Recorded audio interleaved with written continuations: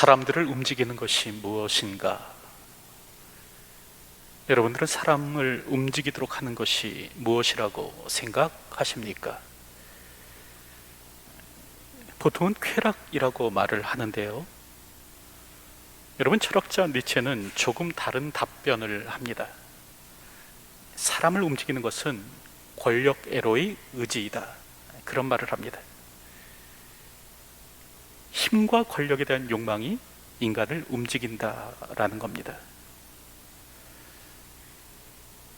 사람에게는 누구나 지배받기보다는 지배하고, 타인에 의해서 조종받기보다는 조종하며, 통제받기보다는 통제하면서 살기를 원합니다.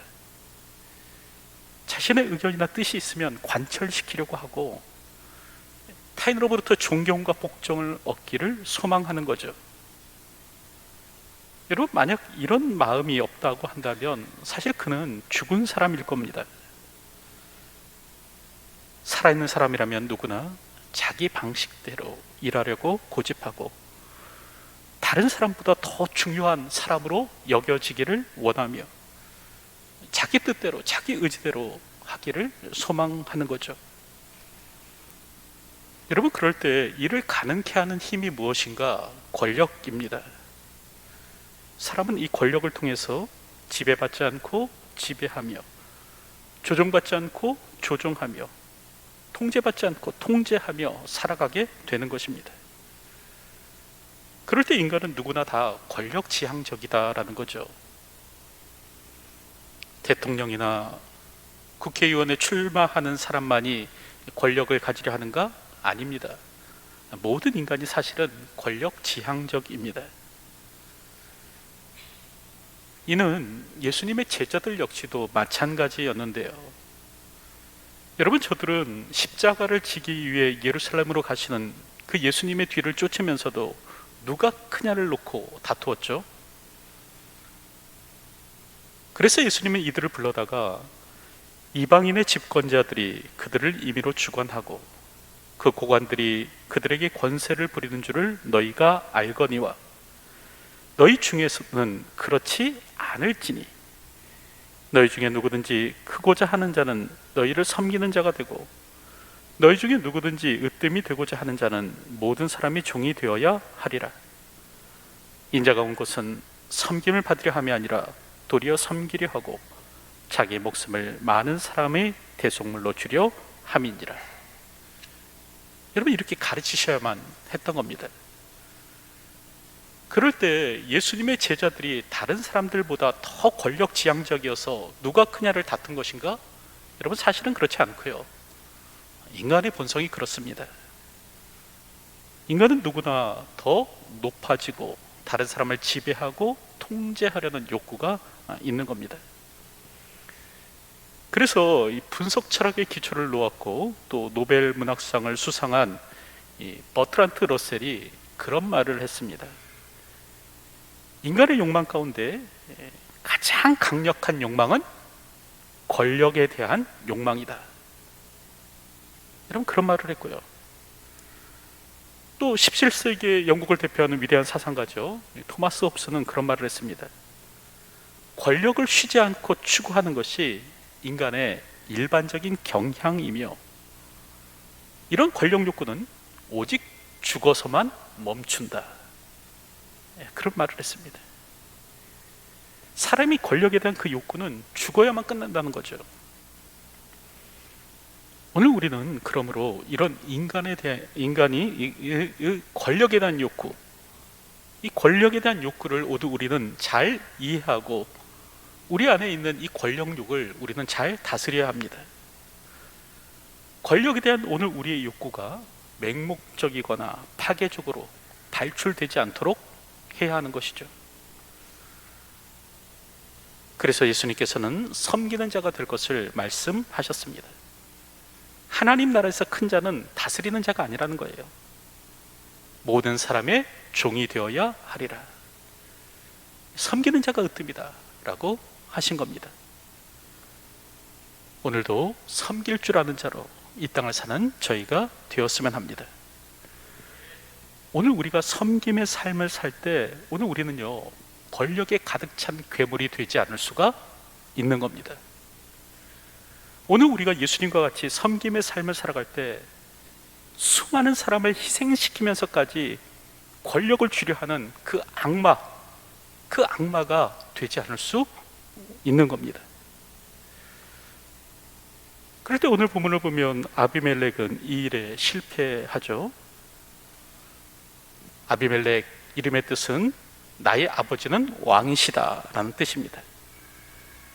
그는 기드온이 세겜의 첩을 통해서 낳은 아들이었는데요, 기드온은 첩을 통해서 아들을 낳은 후에 나의 아버지는 왕이시다 라는 이름을 붙여줍니다.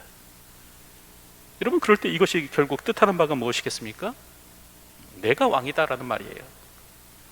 자신의 아들에게 나의 아버지는 왕이시다 라는 이름을 붙여준다는 말은 뭐냐면 내가 왕이다, 그걸 말하는 겁니다. 그럴 때 기드온이 이와 같은 일을 했던 것이죠. 그럴 때 오늘 본문을 보면 이 기드온의 아들이었던 이 아비멜렉은 결국 무엇을 꿈꿨나? 자신도 왕처럼 되기를 꿈꿨습니다. 자신도 아버지처럼 왕처럼 살아보겠다 라는 마음을 먹은 거죠. 하지만 그는 첩의 자식이었죠. 권력의 정점에 오를 수 없는 신분이었습니다. 이 본 부인에게서 난 아들이 70명이나 있는 겁니다. 그랬을 때 그가 하는 일이 무엇인가? 여러분, 오늘 성경을 보면 이 아비멜렉은요, 권력을 쥐기 위해서 어머니의 고향인 세겜으로 찾아갑니다. 그리고 이제 외조부 집에 온 가족에게 그렇게 말하는 거예요. 여룻바의 아들 70명이 다 너희를 다스림과 한 사람이 너희를 다스림이 어느 것이 너희에게 나으냐? 또 나는 너희와 골육임을 기억하라. 이 말을 세겜의 모든 사람에게 전하도록 시키는 겁니다. 여러분, 그럴 때 이 말이 세겜 사람들의 마음을 움직이죠. 나는 너희의 골육임을 기억하라. 다시 말하면 우리가 남이가. 여러분, 이 말이 세겜 사람들의 마음을 울린 겁니다. 결국 세겜 사람들은 바알브릿 신전에서 은 70개를 꺼내서 아비멜렉에게 줍니다. 다시 말하면 정치 자금을 제공하는 거예요. 여러분, 여기서 이제 바알브릿이라는 말은 언약의 주라는 뜻인데 바알신의 변형된 형태였습니다. 당시 이스라엘 사람들이 또 여호와를 버리고 이 바알신을 섬기기 시작한 거죠. 사사기 8장 33절을 보면 기드온이 이미 죽음에 이스라엘 자손이 돌아서서 바알들 따라가 음행하였으며 또 바알브릿을 자신들의 신으로 삼고, 그렇게 말씀합니다. 여러분, 그럴 때 이제 이 아비멜렉은 이 바알 신전의 도움을 얻어서 이 정변을 꾀하는데요, 오늘 성경을 보면 그것으로 방탕하고 경박한 사람들을 사서 자기를 따르게 하고 라고 말씀합니다. 이 바알브릿 신전에서 얻은 은 70개를 가지고 방탕하고, 여기서 방탕하고라는 말은 비어있다, 무가치하다라는 뜻입니다. 그리고 경박한, 여기서 경박하다라는 말은 제멋대로다, 또 무모하다라는 그런 말입니다. 이 도리에 따라 움직이는 자들이 아니라 이 돈에 의해서 움직이는, 돈에 충성한 이런 사람들을 사서 지금 이제 아비멜렉이 정변을 일으키는 겁니다. 그는 자신을 따르는 이들을 데리고 오브라에 있는 이 기드온의 집으로 가서요, 자기 형제 69명을 한 바위 위에서 쳐 죽입니다. 그리고 이제 비공식적으로 이스라엘의 왕이 되는 거예요. 여러분, 6절을 보면 세겜의 모든 사람과 밀로의 모든 족속이 모여서 세겜에 있는 상수리 나무 기둥 곁에서 아비멜렉을 왕으로 삼으니라 라고 그렇게 말씀하고 있죠. 비공식적 이스라엘의 최초의 왕이 되는 겁니다. 여러분, 그랬을 때 이런 일이 일어나도록 한 사람이 누구인가? 이런 일이 있도록 이 빌미를 제공한, 단초를 마련한 사람이 누구인가? 여러분, 바로 기드온입니다. 우리가 알듯 기드온은 먼저 권력에 대한 욕망을 교묘히 드러내죠. 말로는 왕처럼 살지 않겠다라고 하지만 실제로는요, 왕처럼 살아갑니다. 왕의 옷을 입고 왕과 같이 부를 축적하고 왕과 같이 종교를 사유하고 왕과 같이 아내를 많이 둡니다. 그리고 첩의 자식에게는 내가 왕이다라는 뜻으로 이제 아비멜렉이라는 이름을 붙여주죠. 여러분, 그럴 때 이것을 그 곁에서 자세히 지켜본 사람이 누구인가? 그의 아들 아비멜렉이었다는 거예요. 더불어 기도는요, 동족에 대한 잔혹함도 드러냅니다. 우리가 알듯 기드온이 그 미디안의 왕을 쫓을 때 그 숫꽃과 분회엘의 사람들이 기드온을 돕지 않습니까? 그때 기드온이 잔혹하게 복수를 하죠. 사사기 8장 17절을 보면 분회엘 망대를 헐며 그 성읍 사람들을 죽이니라, 그 말씀합니다. 여러분, 이처럼 동족을 죽인 최초의 사사가 누구인가? 기드온이었어요. 여러분, 그럴 때 이 기드온의 폭력성과 잔혹함을 그대로 물려받게 되는 사람이 있는데 그가 누구인가? 아비멜렉이었다라는 거죠. 더불어 기드온은 여호와의 신앙에서도 떠납니다. 기드온은 미디안과의 전쟁 이후 승리한 이후에 백성들로부터 금 귀고리를 요구합니다. 그리고 이것을 가지고 성경을 보니까 제사장이 입는 에봇을 만들었다라는 거예요. 그랬을 때 이 에봇을요, 성소가 아닌 자신의 집에다 둡니다. 사사기 8장 27절을 보면 기드온이 그 금으로 에봇 하나를 만들어 자기의 성읍 오브라에 두었더니 온 이스라엘이 그것을 음란하게 위함으로 그것이 기드온과 그의 집의 올무가 되니라 말씀합니다. 여러분, 이처럼 여호와의 신앙의 일탈에서 하나님 두려움 없이 살아간 사람이 누구인가? 기드온이었는데, 그럴 때 그 기드온을 그대로 빼어 닮은 사람이 누구인가? 아비멜렉이었다는 거예요. 여러분, 아비멜렉에게 조금이라도 여호와를 두려워하는 마음이 있었다면, 하나님을 경외하는 마음이 있었다면 그 형제를 한 자리에서 쳐 죽이지는 못했을 겁니다. 그럴 때 우리가 알게 되는 것이 한 가지 있죠. 여러분, 그게 뭡니까? 자녀는 그 부모의 등을 보고 자란다라는 사실입니다. 다시 말하면 자녀는 그 부모의 그늘에서, 그 부모의 영향력에서 벗어나기 어렵다는 거예요. 여러분, 자녀에게 가장 영향력을 끼칠 수 있는 사람은 누구인가? 부모입니다. 물론 아이들은 선생님에게서 또 뭐 친구에게서 연예인에게서 영향받고 살아가지만, 하지만 부모만큼, 여러분, 그것이 긍정적이든 부정적이든 부모만큼 자녀들의 삶에 영향을 끼칠 수 있는 존재는 없습니다. 부모보다 더 강력하게 자녀에게 영향을 미칠 수 있는 존재는 없는 거예요. 그래서 옛말에 나라는 훔쳐도 씨 도둑질은 못한다, 그런 말이 있는 겁니다. 또 부전자전, 콩 심은 데 콩 나고 팥 심은 데 팥 난다 라고 하는 겁니다.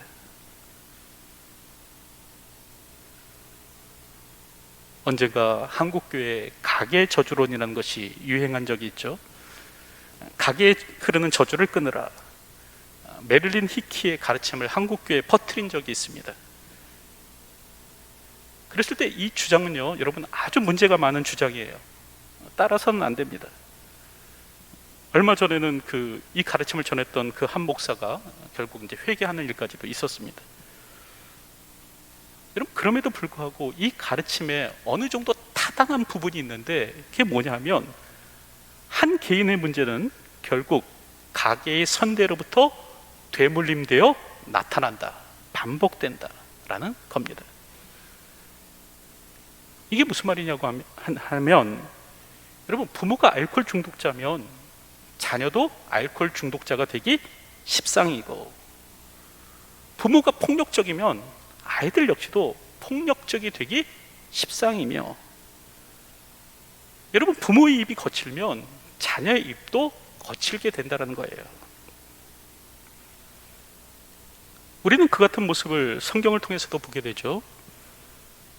우리가 알다시피 아브라함의 아내 사라는 굉장한 미인이었는데요.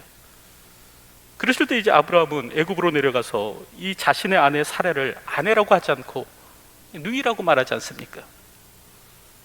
그런데 훗날 이와 같은 일을 똑같이 반복하는 이가 누구인가? 그의 아들 이삭이었습니다. 이삭이 아버지가 했던 일을 그대로 반복하고 있어요. 창세기 16장 6절부터 7절을 보면 이삭이 그랄에 거주하였더니 그곳 사람들이 그의 아내에 대하여 물으매 그가 말하기를 그는 내 누이라 하였으니 리브가는 보기에 아리따움으로 그곳 백성이 리브가로 말미암아 자기를 죽일까 하여 그는 내 아내라 하기를 두려워함이었더라. 이삭 역시도 리브가에 대해서 자신의 아내에 대해서 누이다라고 했다라는 거죠. 여러분, 이처럼 인간은 부모를 닮아가기 마련입니다. 자녀는요, 알게 모르게 그 부모를 닮게 되어 있어요. 부모가 불효하면 자녀도 불효하게 되어 있고, 부모가 불화하면 자녀 역시도 불화한 삶을 살아가게 되어 있고, 부모가 방탕하면 자녀 역시 방탕한 삶을 살게 될 것이고, 부모가 신앙을 소홀히 여기면 자녀 역시 소홀히 여기게 되는 겁니다. 그러므로 우리는 자녀들에게 선한 영향력을 미칠 수 있는 사람이 되어야 합니다. 다시 말하면 자녀가 나처럼 살아도 좋다, 이렇게 말할 수 있는 사람이 되어야 합니다. 우리가 무슨 일을 할 때 반드시 한 번쯤은 꼭 물어야 할 질문이 있습니다. 그게 뭔가? 지금 내가 하는 이 일을 자녀가 반복해도 좋을 것인가? 그거예요. 지금 내가 아내를 누이라고 속이려고 하는데 이 일을 내 아들이 반복해도 괜찮겠는가? 물어볼 수 있어야 됩니다.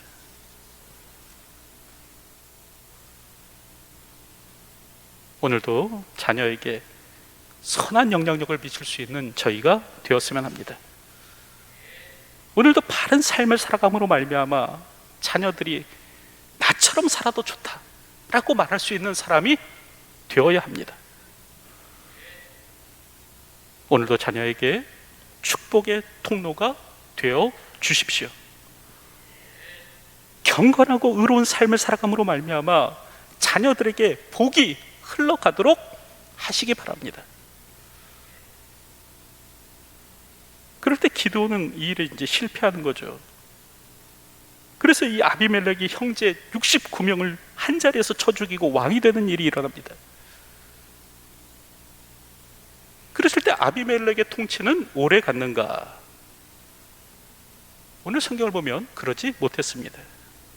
그의 권세는 결국 3년을 넘지 못하였더라라는 거죠. 아비멜렉이 왕위에 오른 지 3년이 되었을 때 그를 왕으로 세웠던 세겜 사람들이 반란을 일으킵니다. 이 가알이라는 사람의 선동에 의해서 이들이 아비멜렉에게 등을 돌리는 거예요. 여러분, 한 번 배신한 사람이 왜 두 번은 배신하지 못하겠습니까? 기드온의 아들들에서 배신했던 사람들이 왜 아비멜렉에 대해서는 배신하지 않을까요? 오늘 성경을 보면 이 세겜 사람들이요 또 배신하는 거예요. 반란을 일으킵니다. 그럴 때 아비멜렉은 그의 성격대로 아주 잔인하게 복수합니다. 사사기 9장 45절을 보면 아비멜렉이 그날 종일토록 그 성을 쳐서 마침내 점령하고 거기 있는 백성을 죽이며 그 성을 헐고 소금을 뿌리니라. 거기 있는 백성을 죽이며, 아비멜렉 역시 자신의 아버지처럼 이스라엘 백성, 이 동족들을 죽이는 일을 주저하지 않은 거예요. 그리고 성을 헐고 소금을 뿌리니라. 땅에 소금을 뿌리면 식물이 자랄 수 없죠. 아예 사람이 살지 못하는 곳으로 만들어 버리는 겁니다. 뿐만 아니라 오늘 성경을 보면 이 세겜만이 아니라 이 아비멜렉은 이 세겜의 위성 도시였던 이 데베스까지도 파괴하려고 합니다. 그럴 때 이제 이 데베스의 사람들이 이 아비멜렉의 공격을 피해서 망대 위로 올라가는 일이 있었는데요. 그럴 때 이 아비멜렉은 이 망대에 불을 놓아갖고 그 망대 안에 있는 사람, 망대 위에 있는 모든 사람들을 다 불태워 죽이려고 합니다. 그래서 이제 친히 자신이 나무를 짊어지고 망대로 가까이 다가가는 거예요. 그때 한 여인이 맷돌을 던지죠. 그리고 그 맷돌이 아비멜렉의 두개골을 깨뜨립니다. 그랬을 때 아비멜렉은 여인의 손에 죽었다라는 이 치욕을 뒤집어 쓰지 않기 위해서 자신의 무기를 든 소년에게 말을 하죠. 칼로 나를 찌르라. 성경을 보면 아비멜렉이 자신의 무기를 든 청년을 급히 불러 그에게 이르되 너는 칼을 빼어 나를 죽이라. 사람들이 나를 가리켜 이르기를 여자가 그를 죽였다 할까 하노라 하니 그 청년이 그를 찌르매 그가 죽은지라. 아비멜렉이 아주 비극적인 죽음을 맞게 되었다라는 겁니다. 여러분, 그러실 때 오늘 성경을 보면요, 이 같은 사건에 대해서 성경은 다음과 같이 논평합니다. 아비멜렉이 그의 형제 70명을 죽여 자기 아버지에게 행한 악행을 하나님이 이같이 갚으셨고, 하나님께서 악행을 이같이 갚으셨다는 거예요. 아비멜렉의 죽음은 그 악행을 갚으시는 하나님의 행위였다라는 거죠. 여기서 우리는 한 가지 하나님의 통치 원리 하나를 발견하게 되죠. 그것이 무엇입니까? 사람이 무엇을 심든지 그 심은 대로 거두게 하신다라는 겁니다. 여러분, 갈라디아서 6장 7절부터 8절을 보면 스스로 속이지 말라. 하나님은 업신여김을 받지 아니하시나니 사람이 무엇으로 심든지 그대로 거두리라. 자기의 육체를 위하여 심는 자는 육체로부터 썩어질 것을 거두고 성령을 위하여 심는 자는 성령으로부터 영생을 거두리라 고 하십니다. 악을 심으면 악을 거둔다는 거예요. 그리고 선을 심으면 선을 거둔다라는 거죠. 내가 악행을 했을지라도 나는 행복하고 안전하게 살 것이다, 스스로 속이지 말라 말씀하십니다. 하나님은 보수하시는 하나님이십니다. 보응하시는 분이십니다. 다시 말하면 뿌린 대로 갚아주시는 하나님이십니다. 그런데도 사람들이 겁없이 살아갑니다.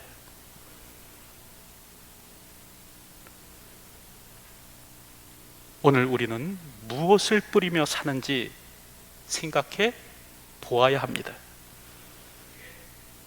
지금 내가 뿌리고 있는 것이 무엇인지, 지금 나는 선의 씨앗을 뿌리고 있습니까? 아니면 악의 씨앗을 뿌리고 있습니까? 육체를 위해서 심고 있습니까? 아니면 성령을 위해서 심고 있습니까? 악인들은요, 자신의 권세가 영원할 줄로 알아요. 하지만 성경은 그렇지 않다라고 말씀합니다. 하나님은 악행을 갚으시는 분이시다. 그러기에 악인의 운명은 성냥불과 같습니다. 한순간 일시적으로는 그냥 반짝 타오를 수 있어요. 하지만 얼마 지나지 않아 곧 꺼져버립니다. 죄인은 필멸합니다. 그래서 시편 1편을 보면 악인들은 그렇지 아니함이요 오직 바람에 나는 겨와 같도다. 그러므로 악인들은 심판을 견디지 못하며 죄인들이 의인들의 모임에 들지 못하리로다. 무릇 의인들의 길은 여호와께서 인정하시나 악인들의 길은 망하리로다 라고 하십니다. 오늘도 사람의 악행을 보응하시는 하나님의 통치 원리를 깨달아 오늘도 선과 의를 심으며 이 땅을 살아가는 저와 여러분의 삶이 되었으면 합니다. 오늘도 사람이 무엇을 심든지 그대로 거두게 하시는 분이 우리 하나님이심을 기억하며 선과 의를 심으며 이 땅을 살아가는 저와 여러분들이 되어야 할 것입니다. 이제 말씀을 맺으려고 하는데, 여러분, 사람의 권력욕은 매우 강한 욕구입니다. 오직 죽어야만 멈춘다라고까지 말합니다. 그러므로 오늘 우리 안에 있는 이런 권력에 대한 욕구들 잘 다스려야 됩니다.